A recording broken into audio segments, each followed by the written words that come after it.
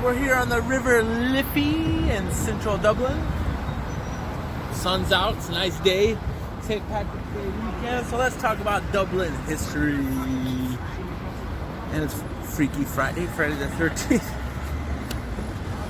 Dublin history is interesting.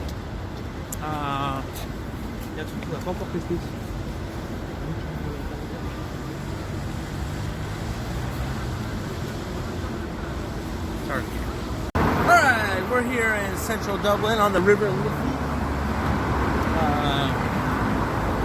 The heart of the city that connects it to the Irish Sea. Down that way. St. Patrick's Day weekend. Let's talk about Dublin history. So, evidence actually has been found from about 2500 BC. Right over there, there was a cooking pot found, cooking stove.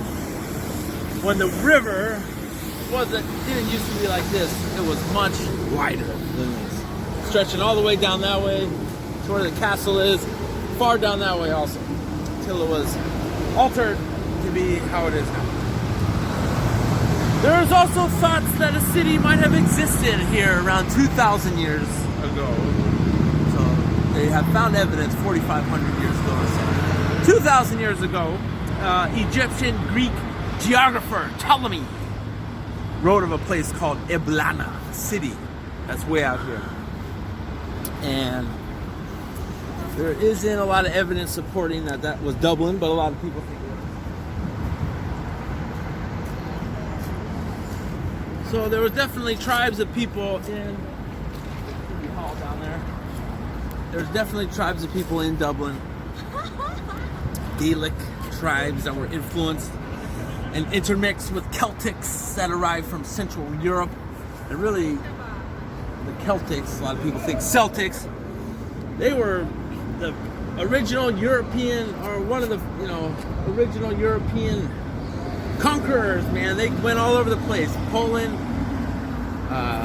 England, Ireland, Spain. All these people were accepting of Celtic culture. Definitely here. It produced the Celtic and native tribe culture produced a unique Gaelic culture with its own language in Ireland, which is still seen on street signs. Oh, I wish we had them in here. You can kind of see those. To this day, even though a lot of people don't speak it anymore, a little bit in the countryside I heard, but the language still exists from those ancient people. So the Romans, they sailed near Ireland, but never decided to invade. The mysterious island, it was known to have wildmen who fought naked, that with painted bodies, that were even crazier than the tribes they had to deal with up in Scotland. So they decided never to come here. That's a cool bus. They stayed put in Britannia. Never attempted to conquer, which is weird. You know why? Something must have happened. Some people think a legion might have been sent to Ireland and got in such a huge battle on the coast, the Roman legion, that they were just like, we're never going back there. Those people are too crazy. Alright, so with the retreat of the Romans, hey, some boaters, that's fun. With the retreat of the Romans from Britannia, this is when Irish culture really started to take off. Christianity was brought here 300 to 400 AD.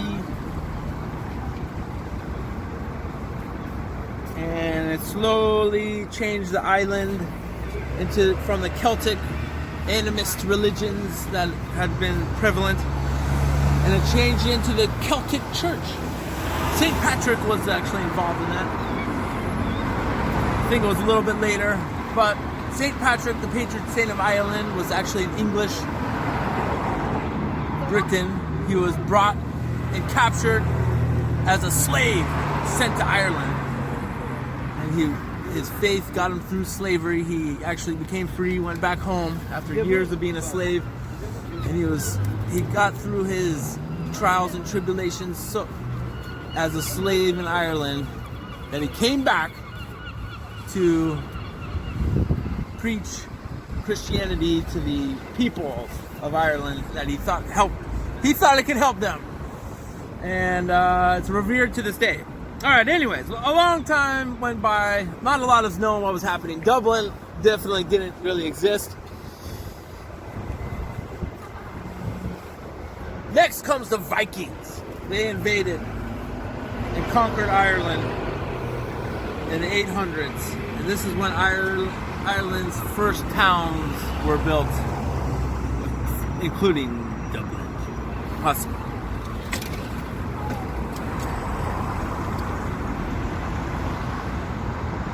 Alright, so we're here at St. Patrick's Cathedral. That's getting worked on a little bit, but still a historic spot. Let's backtrack in time a little bit before those Vikings. Over there by that fence is the spot where St. Patrick himself baptized Irish to become Christian. There's a well over there. 500 AD. That's crazy. St. Patrick had an interesting life. He was a slave.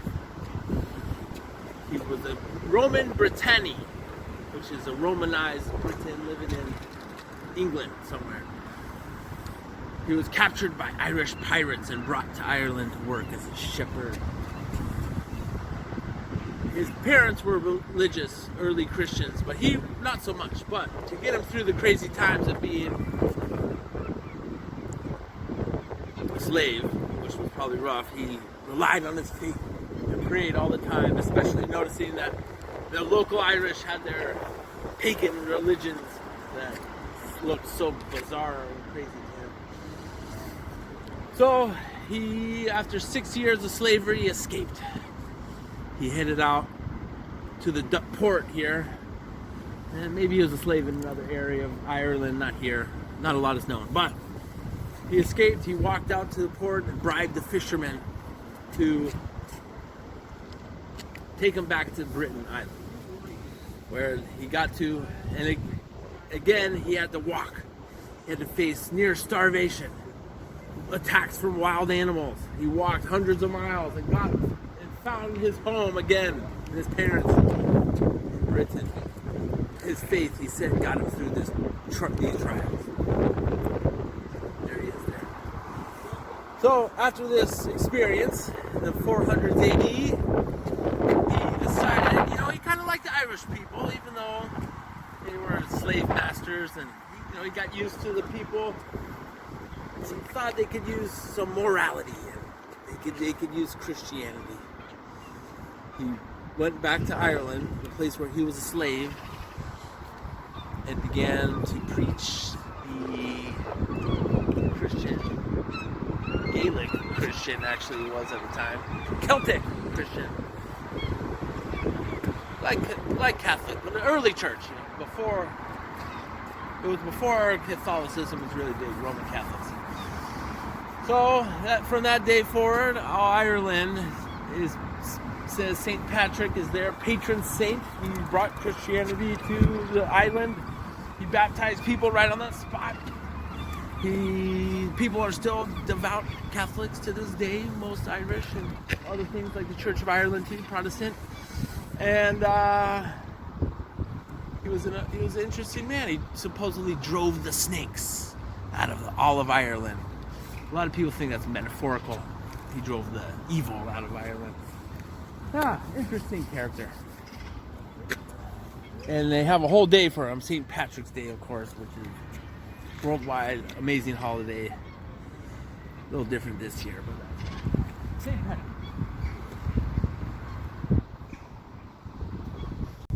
Alright, it's appropriate that I'm wearing my college shirt here, Vikings. Because in the 800s, the Vikings from Norway, Sweden, Denmark area came to the island of Ireland, several other places too, and took over. they conquered the local peoples, and this is when the towns and cities, coins, evidence of long distance trading first ever began showing up in Ireland. Dublin was thought to be established in 841 by the Vikings, but there are some people that think that there was a village here before. But this is the place.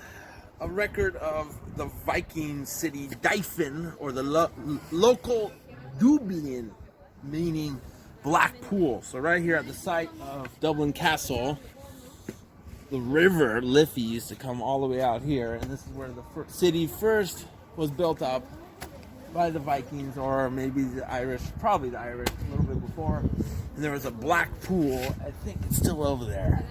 It used to be part of the river. And alright,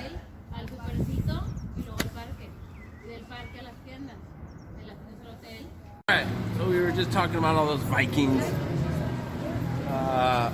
Just wanted to do a little tangent here. Come to this spot. So this is where the Thing Moat was located, which was the administration center for the Viking rulers of Dublin,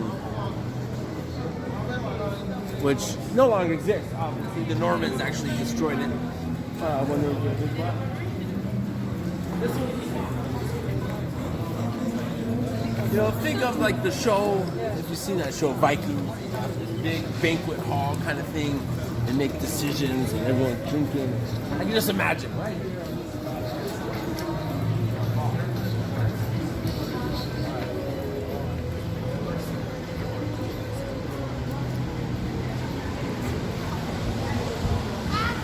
Right around here. I think they would have a plaque or something. This is it, the Thing Moat. Okay. Alright, so this, because of the access of the river, which was right about here, going out to the North Sea, Irish Sea connects with Norway and the Viking holdings in Scotland and different areas, England. It's all connected by long boats. That's why the Vikings built their capital here. It was a good port. The Norsemen, though, mixed in with the local people, and the city grew. They built the Thing Moat as their administration center, which is close by to here, right over there. There was large slave markets in Dublin. Dublin was known for slave markets. And it was a bustling town. The Vikings were, you know, we put them as sports teams now, but they were known for being pretty brutal slavers, and they would enslave people that they conquered all the time. Probably the Irish included. Anyways, the local population, though, wanted to fight and get their independence. And they did a few times. In 902, they did for a while. They defeated the Viking leadership, but lost it again in 917. And then in 980, an Irish king, Malshnel, defeated the Viking army of Olaf Curian. And in 988, the Norse king of Dublin accepted his treaty and paid taxes to him to keep his position as a leader of Dublin, I guess. From their administrative center, not from here, far from here. 988 is when Dubliners first say it was ever an Irish city. But the truth to this is debatable, since King Olaf signed that treaty. Anyways, Dubliners are proud of this date. 1,000 years was in 1988. Again, in 1014, another Irish high king defeated the Vikings in a battle near here, but the Norse still used Dublin as their capital city, but there was minor political influence after that. In 1171, the Viking leadership was forever kicked out as a Welsh Norman allied invasion liberated the city. So the Normans, 1066, about 100 years before, took over England. The last Norse king of Dublin, Ashgal Mac Ragnall, attempted to recapture the city from the Normans, but the Norse army even recruited their brethren from the Scottish Highlands. But it failed, and the last Norse king of Dublin was killed. Many of the Viking inhabitants left, but those who didn't leave were evicted north of the River Liffey, down there to a place called Oxmentown, which was a neighborhood for the Vikings.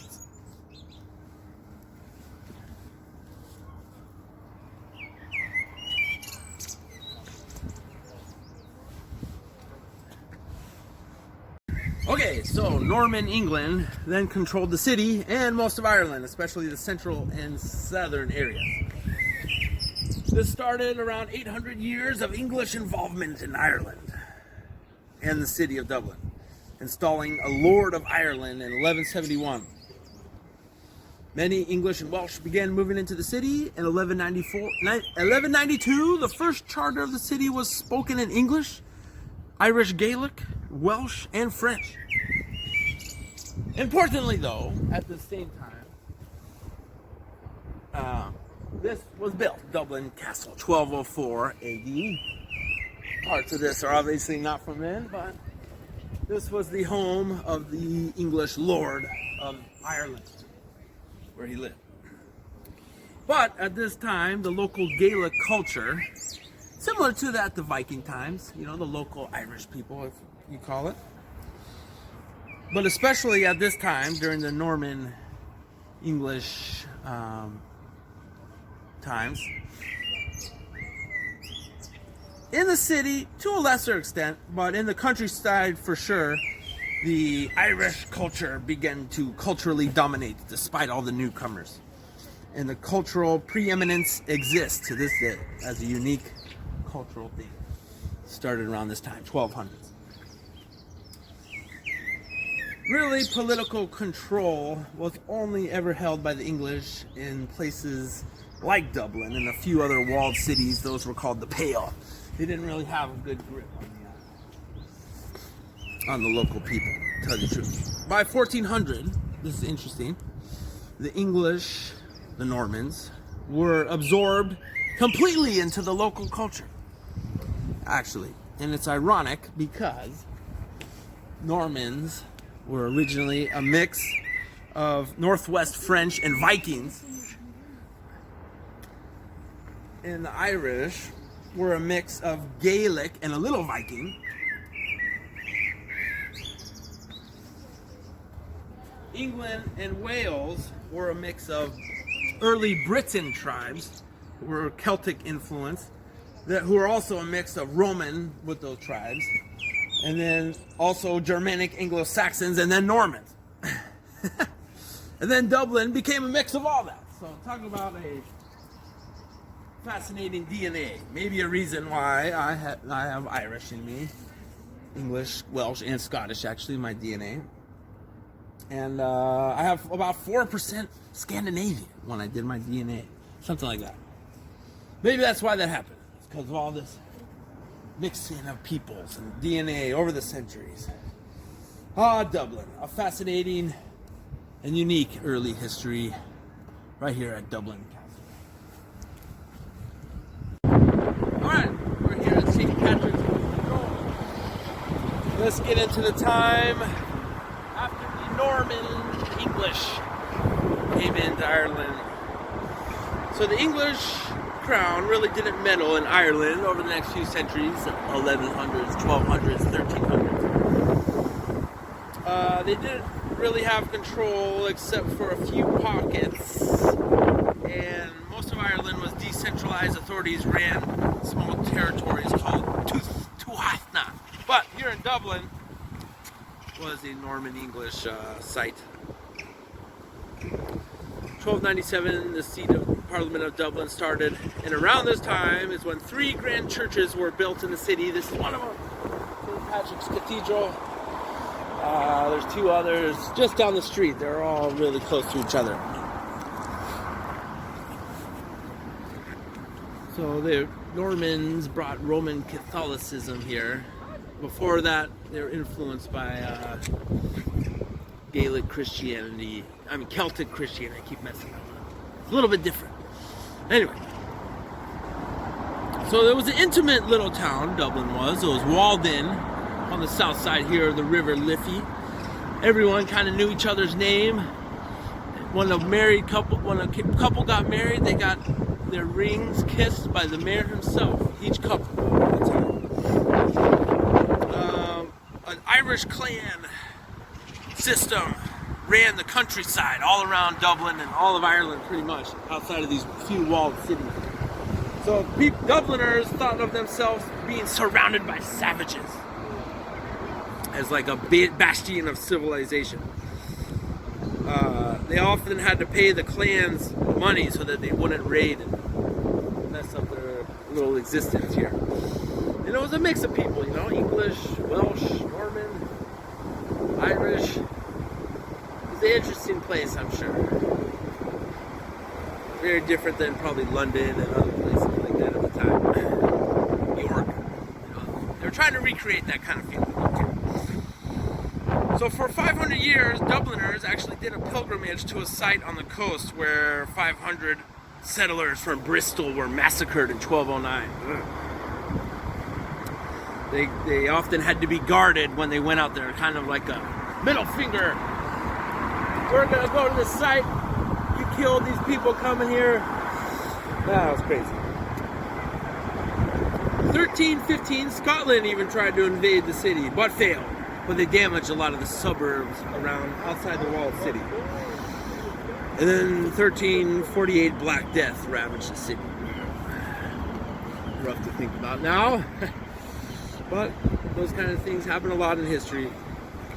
So time went on. 1488, the War of the Roses over English succession caused the island to be too expensive for the English to worry about too much. And the city was occupied by Fitzgerald Earls with troops from Burgundy, Germany, strangely. And they supported their choice of King of England, alternate king. England was raging on, so they kind of left Dublin alone. 1537, Dublin Castle was besieged by another Fitzgerald who wanted power.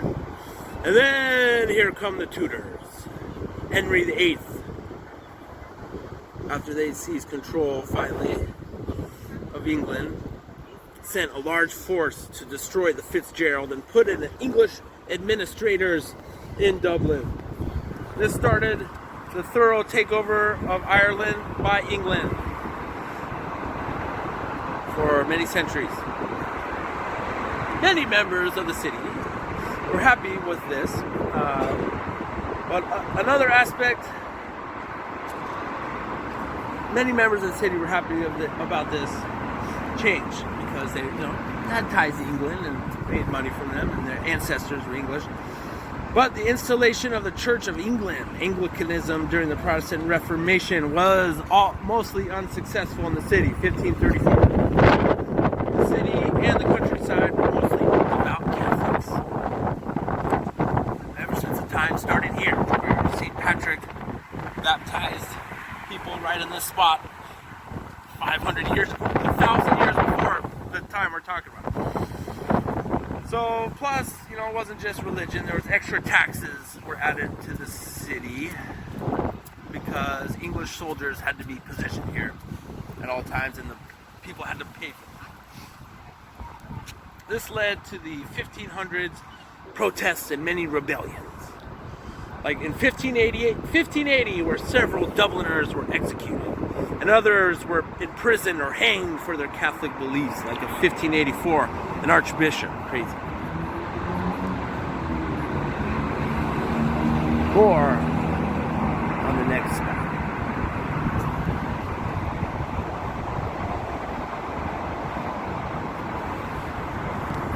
Alright, this is Christchurch Cathedral. I know I'm jumping around a lot, but not this building, but the original cathedral that was here was the first ever built, funded by the Norse king, the Viking times when they were Christianiy.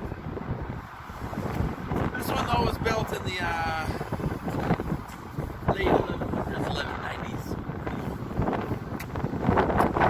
Alright, where was 1592. This was the center of Trinity College was opened down that way by Anglicization was still attempted, like making this to the Church of Ireland, Catholic, which it is to this day.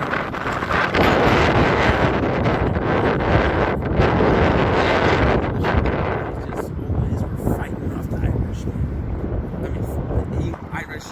English were always fighting with the Irish, trying to change them. The Irish just pushing back. English soldiers were required after an Irish uprising in the start of the 9 Years' War, 1593, against English rule in Ireland. This is the first of many, many, many, many things. English soldiers were stationed in the city again, Dublin.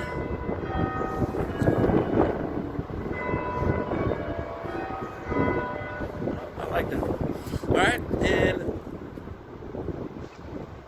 during this war, they had bodies of soldiers, English soldiers, all laying in the streets. There wasn't enough. People had to house them. Again, another thing that disgruntled the locals. Even though the local Dubliners were against the Hugh O'Neill, leader of the uprising that was trying to free Ireland. And after the war, the English heavily promoted Protestant settlers into the city to shape the city into a loyal group, like making this church.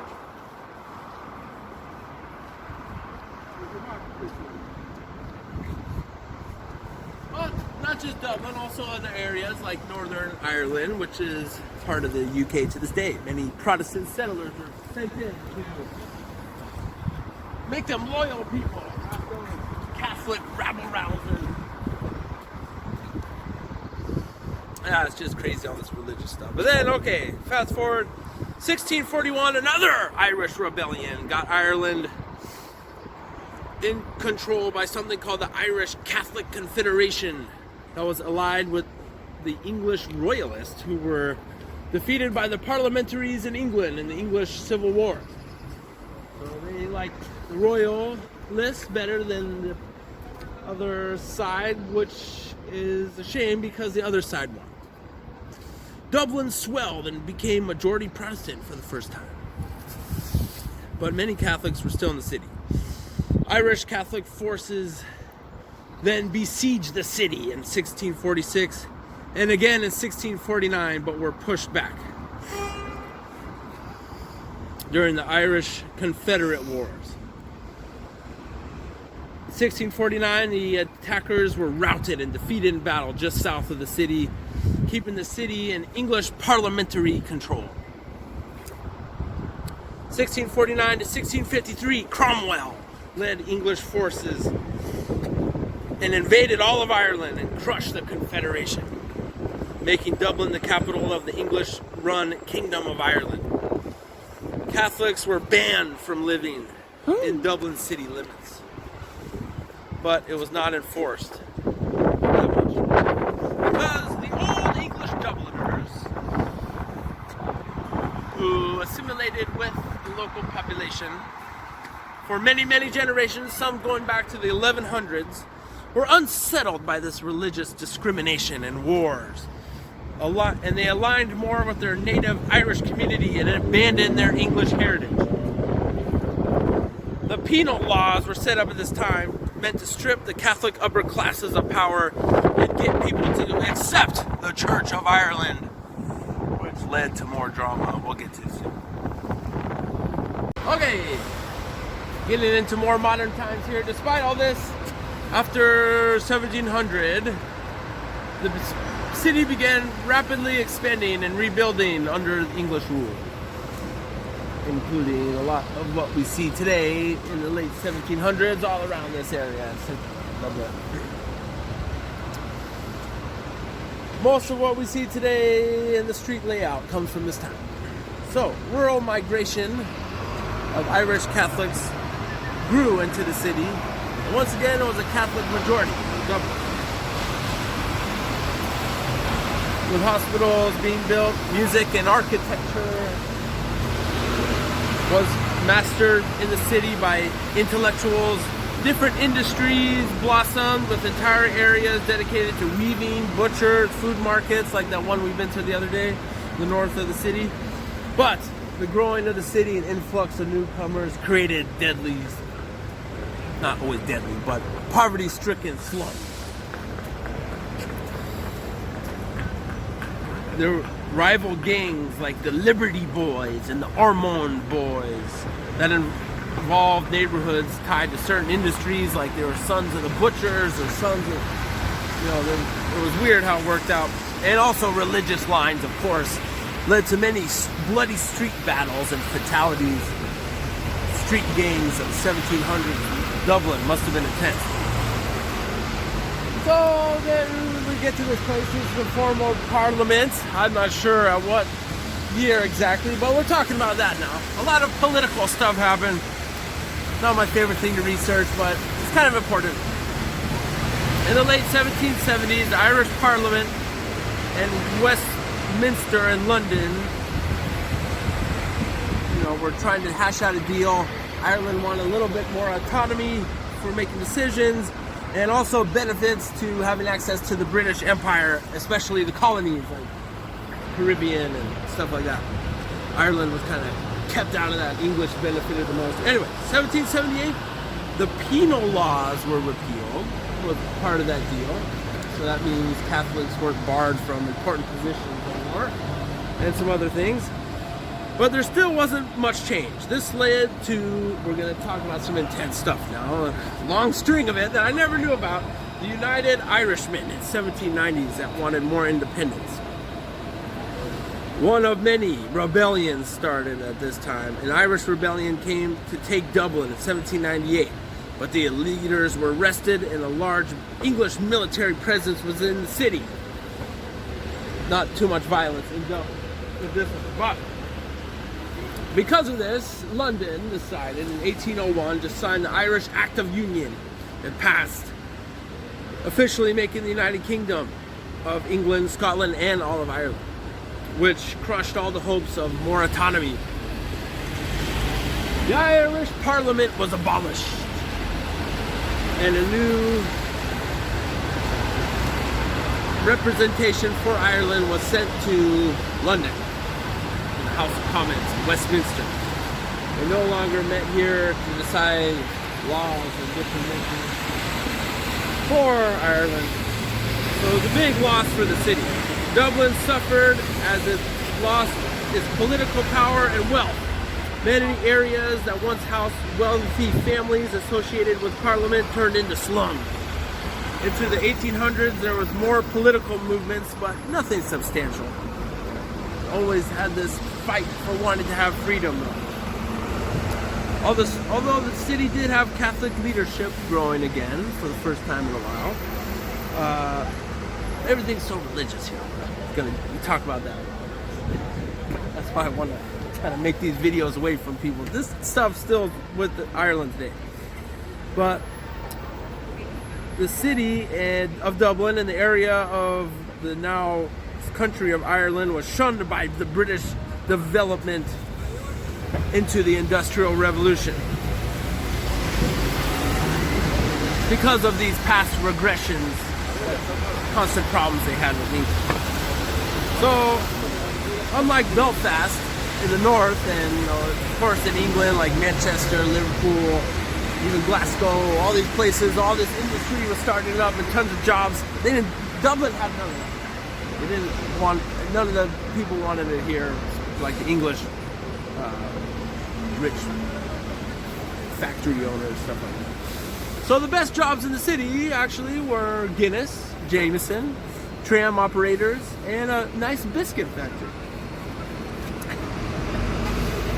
But poverty and unemployment was very high in the cities. Many Irish moved out, especially the industrial cities like Liverpool and Glasgow, pretty close by, and some began moving to America as well. Actually, many, especially after 1845, the Great Potato Famine, which killed about 1 million people all over Ireland, and saw another 1 million people leave Ireland, many to America. Like an ancestor of mine from Dublin, who was in the United States Navy during the Civil War from West Virginia, that moved to West Virginia around this time. Pretty cool.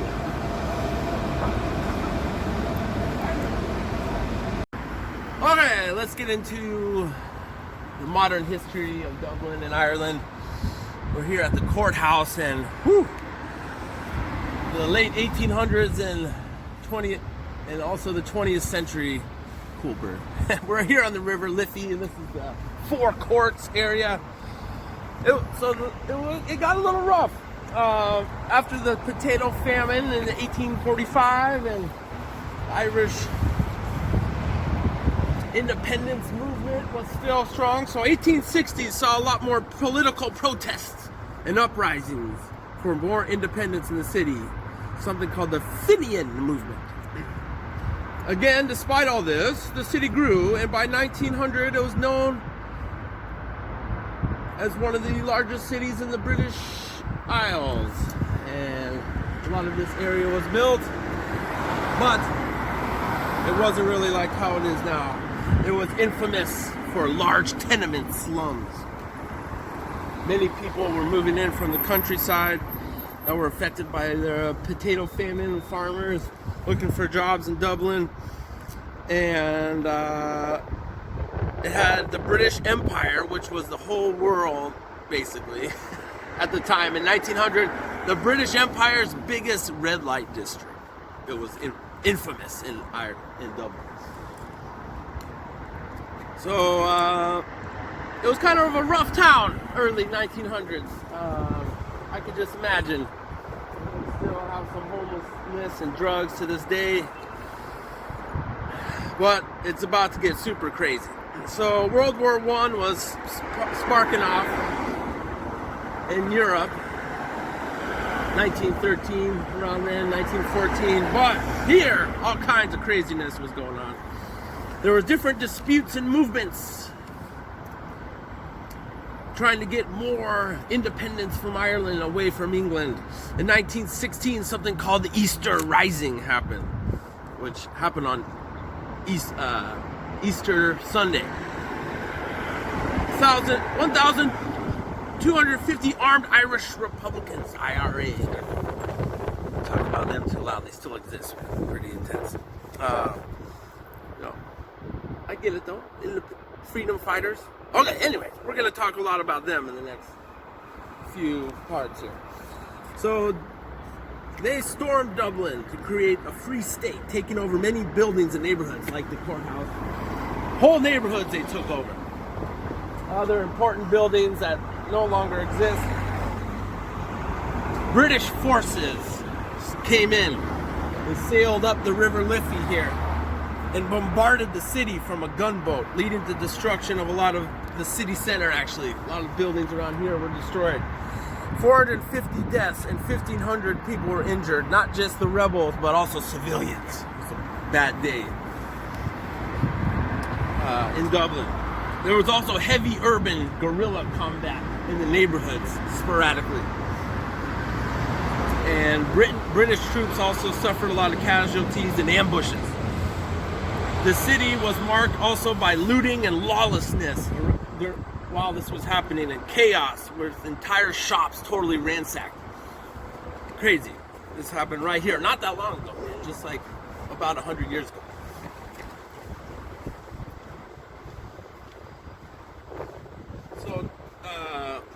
So, the British forces won out, had more powerful force, and 16 of the leaders of the uprising were arrested and executed.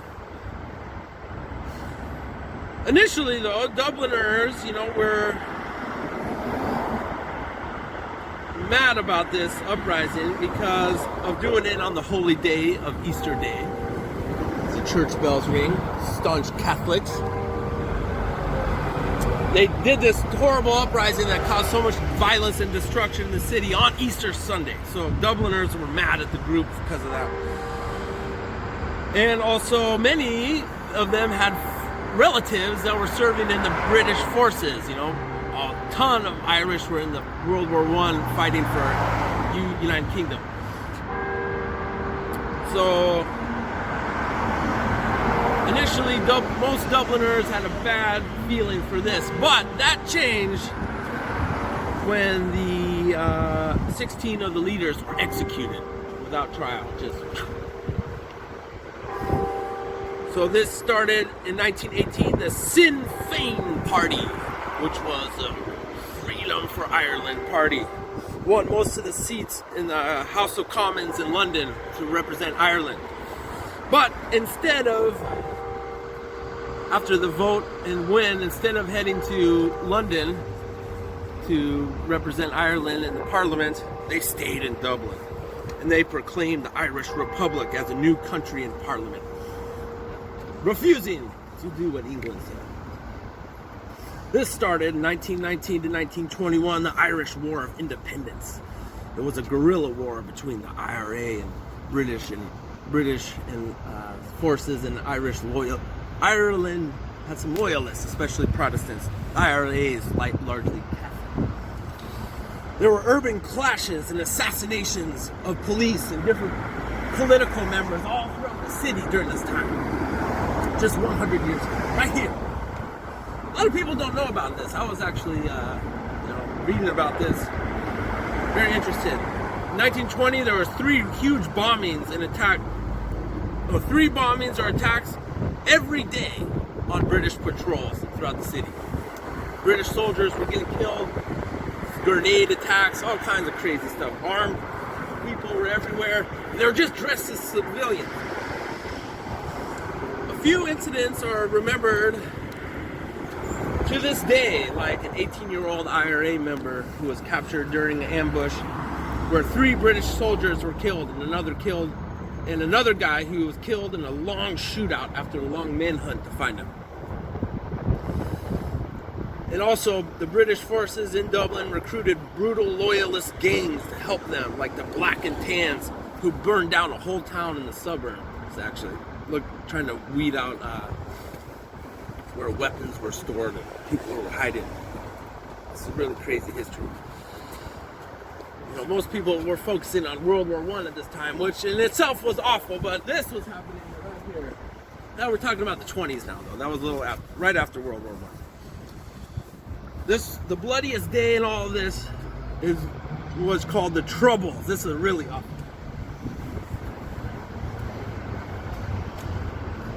These were the first Troubles in the 1920s. Some IRA guys assassinated 18 British agents. And British forces were so mad by this that they retaliated by opening fire on Gaelic football crowd of fans, kids and everything, killing 14 civilians and wounding 65 people in the stand. In 1921, British forces went on the offensive and cordoned off entire neighborhoods looking for IRA men all around Dublin. This resulted in several events, including burning one of Dublin's finest buildings, the headquarters of the local government, which led to a mass capture and some deaths of the IRA involved and led to a truce. This building was around here somewhere. I think it might have been right there. They took it over and burned it down. It's crazy. So the truce, though, Britain had enough of this craziness and violence. The truce created something called the Irish Free State, which gave some autonomy to the people, like they've been fighting for a couple decades. And they were just done with all the violence, the British Empire. So they kind of gave them their own thing, but not really. They weren't really independent. The main clause with this was that they abolished what they wanted, which was the Irish Republic, which the Parliament members created. They said, no way that can exist. We're going to dictate what kind of place you can have. So it was called the Free State. So it was kind of like, This, though, created a civil war amongst Irish in 1922-23 because there were some Irish that were okay with this truce. They just wanted an end to the violence, and they were done with the craziness. Yeah. But the hardcore IRA members who had a blood oath to the Irish Republic would not accept this truce. So the IRA again took over many buildings, like this building here, the Four Courts. stormed these areas, armed shootouts, and soon Irish versus Irish started fighting each other.